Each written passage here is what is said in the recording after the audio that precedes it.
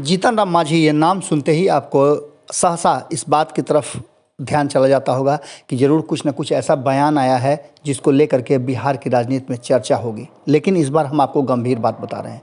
गंभीरता ये है कि जीतन राम मांझी ने जब वो राष्ट्रीय परिषद की बैठक वाल्मीकि नगर में कर रहे थे, उसके बाद बहुत सारी बातें कहीं, शराब को लेकर के भी उन्होंने कहा और विशेष राज्य के दर्जा पर भी उनकी चर्चा हुई। लेकिन इन सब बातों के बाद आपको बता दें कि हिंदुस्तानी आवाम पार्टी के सुप्रीमो और बिहार के पूर्व मुख्यमंत्री जीतन राम मांझी लगातार अपने एनडीए गठबंधन के भीतर कई ऐसी बातें हैं जिसको लेकर के वो मुखर रहे हैं और अपने गठबंधन के साथियों को एहसास दिलाते रहे हैं। आपको बता दें कि इससे पहले भी जब महागठबंधन में थे जीतन राम मांझी, तब या उससे पहले वो एनडीए के सदस्य हुआ करते थे, तब लगातार वो मुखर रहे हैं और अपनी बातों को वो दबा करके नहीं रखते हैं, बल्कि मुखरता के साथ अपनी बातों को वो रखते हैं।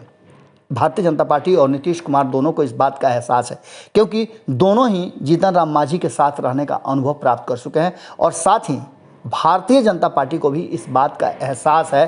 साथ साथ राष्ट्रीय जनता दल भी इस बात को जानती है कि जीतन राम मांझी कभी भी किसी भी समय कोई बड़ा फैसला ले सकते हैं। इसलिए आपको याद होगा कि कभी तेज प्रताप यादव जीतन राम मांझी का मन मिजाज जांचने के लिए जाते हैं तो कभी लालू प्रसाद उनको फ़ोन करके बात करते हैं। इन सारी बातों को लेकर के जीतन राम मांझी ने काफ़ी उत्साह में तब अपने आप शब्दों को रखा और स्पष्ट तरीके से ये बताया कि कितने दिनों का जीवन है एनडीए सरकार जो बिहार में चल रही है उसका। स्पष्ट तरीके से आपको बता दें कि जीतन राम मांझी बिहार की राजनीति के एक बड़े कहा जाए तो जानकारों में से एक हैं, क्योंकि अगर ऐसा नहीं होता तो नीतीश कुमार जैसे सुलझे हुए व्यक्ति और बिहार की राजनीति को बहुत बारीकी से जानने वाले उन्हें मुख्यमंत्री का ओहदा नहीं देते, मुख्यमंत्री नहीं बनाते। लेकिन इसके बावजूद आपको बता दें कि वक्त था जब जीतन राम मांझी कांग्रेस के पूर्व मंत्री रहे जीएस रामचंद्रन और कुशवाहा महासभा के राष्ट्रीय अध्यक्ष रहे जेपी वर्मा को अपने हिंदुस्तानी आवाम पार्टी का सदस्यता दिला रहे थे। इसके बाद उत्साह तो उनमें था ही, क्योंकि दो बड़े नेताओं को अपनी पार्टी में शामिल करा रहे थे, सदस्यता दिलवा रहे थे। वहीं बिहार की राजनीति पर उन्होंने जम करके अपनी बात रखी। उन्होंने स्पष्ट तरीके से कहा कि एनडीए के हम घटक दल हैं और साथ ही हम नीतीश कुमार के साथ यानी कि जदयू के एलायंस पार्टनर हैं। लेकिन इन सब के बावजूद जिस तरह से एनडीए में सब कुछ घटित हो रहा है, हमें तवज्जो नहीं दिया जा रहा है। इसको लेकर के भीतर ही भीतर ज्वार भाटा कहीं ना कहीं फूटने की संभावनाएं प्रबल हैं। उन्होंने स्पष्ट तरीके से कहा कि वक्त आ रहा है जब बिहार के लोग भी इस बात को समझने के लिए मजबूर हो जाएंगे कि एनडीए सरकार में क्या कुछ चल रहा है और किस तरह से लोग परेशान और प्रताड़ित हो रहे हैं। खास करके शराबबंदी को लेकर के वो लगातार मुखर रहे हैं और उन्होंने कहा है कि शराबबंदी की समीक्षा फिर से होनी चाहिए, क्योंकि बड़े मछली इसमें नहीं पकड़े जा रहे हैं, जबकि छोटे छोटे लोगों को कहीं ना कहीं इसके लिए परेशानी हो रही है। और सबसे बड़ा क्राइम बिहार में हो गया है शराब।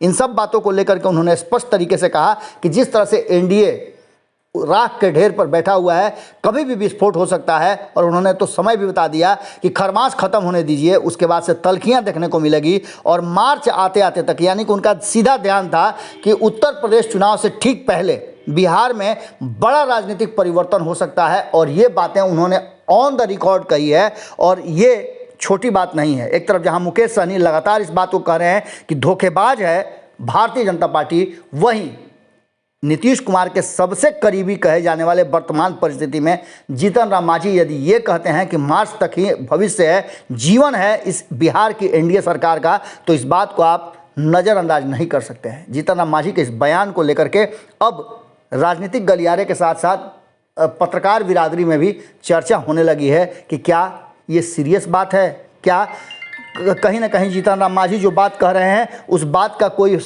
वैसा मतलब है, गंभीर बात है, क्या है ये तो वक्त बताएगा। लेकिन कहीं ना कहीं जिस तरह से जीतन राम मांझी बयान दिए हैं उससे तो साफ लगता है कि एनडीए के भीतर सब कुछ ठीक ठाक नहीं चल रहा है, जो कि चेहरे पर भी भारतीय जनता पार्टी और जदयू के नज़र आ रहा है। बहुत बहुत धन्यवाद, नमस्कार। अगर ये वीडियो पसंद आई और वह बिहार के राजनीति और बिहारियत से सरोकार रखेनी तो सब्सक्राइब बटन दबा के चैनल के सब्सक्राइब कर ली। ओजे एगो घंटी बा, ओकरा बटन दबा देला से कुल सटीक और मारक खबर रुआ मुफ्त में मिल जाई। अगर रुआ पत्रकारिता के हमनी के नया प्रयोग में सहयोग कर चाहतानी तो ज्वाइन बटन दबा दी। पेटीएम नंबर नोट कर ली 9386816700। धन्यवाद।